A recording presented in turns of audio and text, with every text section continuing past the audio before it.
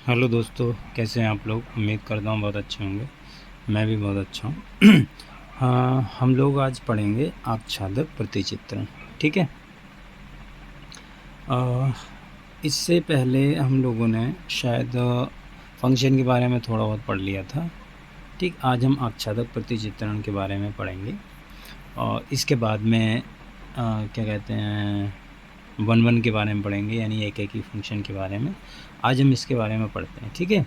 तो कोई ये क्या कहता है, इसकी मैंने परिभाषा लिख दी है। ये क्या बोलता है कि यदि f फलन ऐसा हो, ठीक है, कि y का प्रत्येक अवयव x के कम से कम एक अवयव का प्रतिबिंब अवश्य हो, तो इसे कहते हैं कि y का x से f आच्छादित करता है, यानी f maps x onto y। तो इसे आच्छादक प्रतिचित्रण कहते हैं। ठीक है। तो देखो, इसका हो सकता है परिभाषा नहीं समझ में आई हो, तो मैं वैसे बता देता हूँ।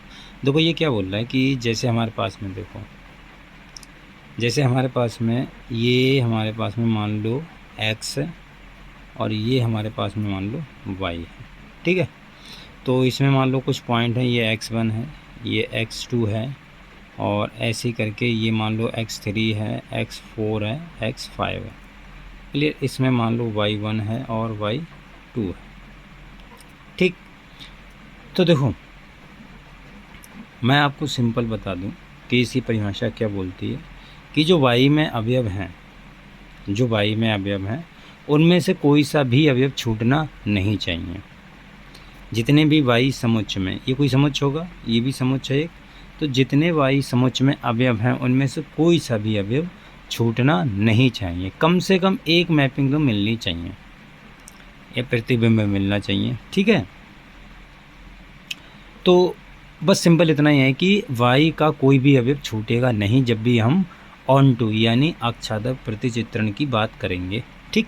अच्छा, इसे गणितीय रूप में कैसे लिखते हैं, देखो कि अगर कोई भी फंक्शन है f, ये तुम्हारा आच्छादक होगा, तो x ये वाले कहाँ, ये इसमें से आ रहे हैं, तो वो हमेशा इसका, अब देखो ये x इसमें से आ रहा है। देखो, मैं आपको पहले बता दूं कि जैसे मैं बात करूँगा कि f ऑफ x1 मान लो y1 के बराबर आ गया, ऐसा कुछ हो गया, तो देखो इसका मतलब, इस लाइन का मतलब ये है कि x1 का f क्या दर्शाता है। अगर मैं इस पे इस बात करूँ तो ये f है, मतलब मैपिंग है, ये एक तरीके से मैपिंग दर्शाता है, एक तरीके से मतलब मैपिंग ही दर्शाता है। ठीक है।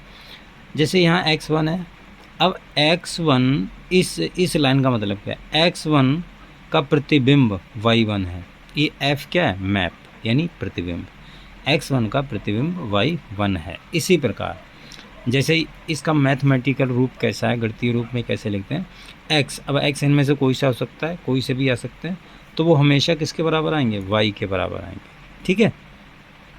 हमेशा वही बात है कि इसमें से कोई सा भी अवयव छूटना नहीं चाहिए। तो इसे परिभाषित हम ऐसे करते हैं, इसको ऐसे कर दो। ठीक। ये हमेशा, अब ये पूरा सेट होगा, जो एक्स में से एलिमेंट आएंगे उसको रखते चले जाओ, तो वाई के किसी न किसी अवयव के बराबर आ जाएंगे। ठीक है। वाई का कोई सा भी अवयव छूटना नहीं चाहिए। ठीक।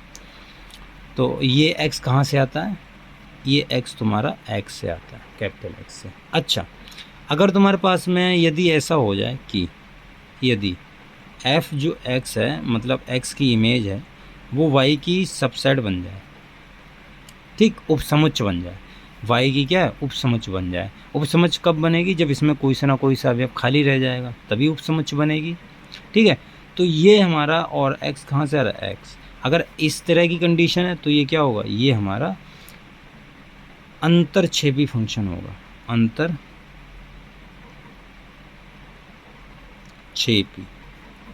प्रतिचित्रण। ठीक है। ये कैसा होगा, अंतरछेदी प्रतिचित्रण, इसे बोलते हैं इनटू फंक्शन। ठीक। इसे क्या बोलेंगे हम, इनटू फंक्शन। जब ऐसा हो, एफ एक्स बराबर क्या हो, वाई हो, तो ये ऑन टू हो गया, और ये अगर सबसेट बन जाए वाई का तो ये इनटू हो गया। ठीक है। ध्यान रखना, बस मेन आप यही याद रखना कि y में कोई सा भी अवयव छूटना नहीं चाहिए, कम से कम एक मैपिंग तो मिलनी चाहिए। और इसमें इनटू है, इसमें इसका मतलब क्या है, इसमें वाई का कोई ना कोई एक अवयव तो छूट गया है, तभी ये इनटू होता है। ठीक, इसका देखो एग्जाम्पल करते हैं। एक एग्जाम्पल बोल रहा है कि हमारे पास में देखो एग्जाम्पल है ये एक्स हमारे पास में कुछ दिया, ये 1 2 और यहाँ से लेके अनंत तक दिया है तुम्हारे पास, तो 1 2 3 4 5 6 7 ऐसा दिया होगा। तो ये देखो ये आप कह सकते हैं प्राकृतिक संख्याओं का समुच्चय यानी नेचुरल नंबर, तो इसे मैंने ऐसे लिख दिया, प्राकृतिक संख्याओं का समुच्चय दिया है। अच्छा वाई कुछ ऐसा दिया है, वाई दिया 0,1 यानी जो वाई सेट है उसमें कितने हैं 0। इसको अगर आप ऐसे लिखना चाहो तो ऐसे भी लिख सकते हो, ठीक है, अगर आप लिखना चाहो तो ऐसे, वैसे लिखने की यहाँ पर कोई ज़रूरत है नहीं, ठीक है, लेकिन आपकी मर्ज़ी, आप लिखना चाहो। ये एक्स दिया, ये हमारा वाई दिया, वाई में केवल और केवल 1 और 2 एलिमेंट हैं, ठीक, और इसमें क्या 1 2 3 4 5 6 7 8 9 10 ऐसे ही करके बढ़ते चले जाएंगे, ठीक है, इसमें ऐसे बढ़ गए। अब अच्छा देखो ये इस प्रकार परिभाषित है कि एफ एक्स से वाई में जा रहा है, हाँ सही बात है, एफ एक्स से वाई में जाएगा, ठीक, इस लाइन का मतलब ऐसे लिखते हैं। और ये इस प्रकार परिभाषित है 2n, ये चलो इस प्रकार से कर लो, एफ 2n बराबर 0 दिया है, कॉमा एफ 2n + 1 बराबर 1 दिया है, ठीक, इस प्रकार से परिभाषित है।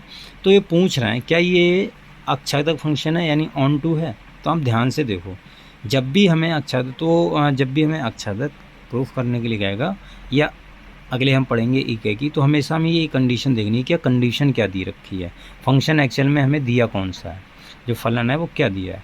तो हमें fn बराबर 2 है। अब देखो n कहाँ से आ रहा है, n तुम्हारा क्या है, n नेचुरल नंबर है, n जाहिर सी बात है, देखो जो यहाँ पर होता है ये x ही तो होता है, तो जाहिर सी बात है कि x के अवयव आएंगे इसमें से, तो n 1 से स्टार्ट हो रहा है, तो n की वैल्यू 1 रखो, n की वैल्यू 2 रखो, n की वैल्यू 3 रखो, n की वैल्यू 4 रखो, n की वैल्यू 5 रखो, ऐसे रखते चले जाओ। तो जैसे ही 1 रखोगे तो देखो कौन सा मिलेगा, f ऑफ 2 बराबर 0, 2 रखोगे तो f ऑफ 4 बराबर 0, 3 रखोगे तो f ऑफ 6 बराबर 0। n की वैल्यू यहाँ रख रहे हैं, 1 रखोगे 2 गुणा 1 2 आ गया, और 2 गुणे 2 बराबर 4 है, तो f 4 और बराबर तो 0 ये दिया ये वाला। इसी प्रकार f 8 आ जाएगा तुम्हारा, वो भी 0। इसी प्रकार तुम्हारा f 10 आ जाएगा, वो भी 0। ऐसे अगले बढ़ते चले जाएंगे। अच्छा यहाँ पर क्या बोल रहा है, यहाँ पर क्या बोला, देखो इस वाली कंडीशन में, इस वाली में अगर n की वैल्यू देखो, यहाँ पर मैं लिख रहा हूँ, आप लोग ध्यान से समझना, यहाँ पर n की वैल्यू 1 रखोगे तो f यहाँ पर 1 रखो तो 1 2 × 1 यानी 2 + 1 तो कितना आ गया 3, तो f3 बराबर 1 आ गया।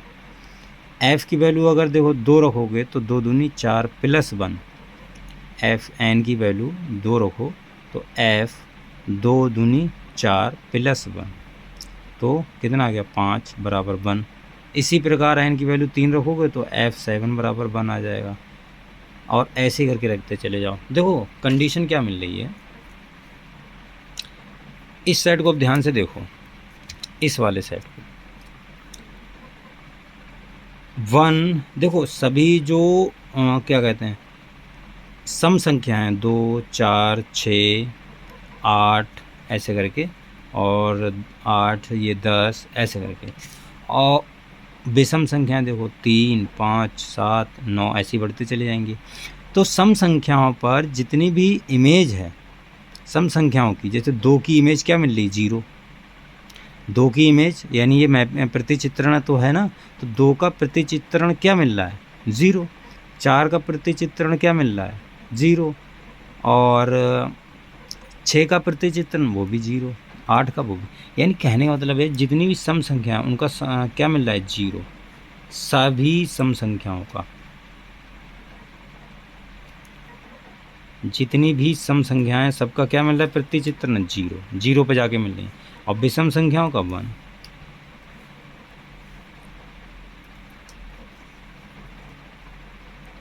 यहाँ पर 5 हो गई है।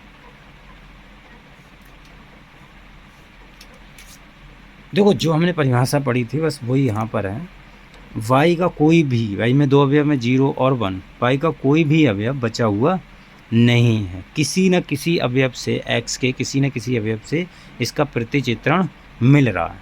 ठीक, तो ये तुम्हारा ऑन टू फंक्शन होता है। मेरे ख्याल से समझ में आ गया होगा। तो यहाँ पर जब ऐसा हो जाए तो हम कह सकते हैं कि एफ एक्स बराबर क्या हो गया, तुम्हारा y हो गया, एफ एक्स बराबर y। तो ये तुम्हारा ऑन टू यानी आच्छादक फंक्शन हो गया है। क्लियर? तो ये तुम्हारा ऑन टू हो गया। ठीक है। अच्छा, इसके बाद में एक दो फंक्शन और हैं, वो भी हम पढ़ेंगे। आज की वीडियो में इतना ही रखते हैं। मिलते हैं कल अगली वीडियो के साथ। तब तक के लिए बाय। आप पढ़ते रहिए ध्यान से।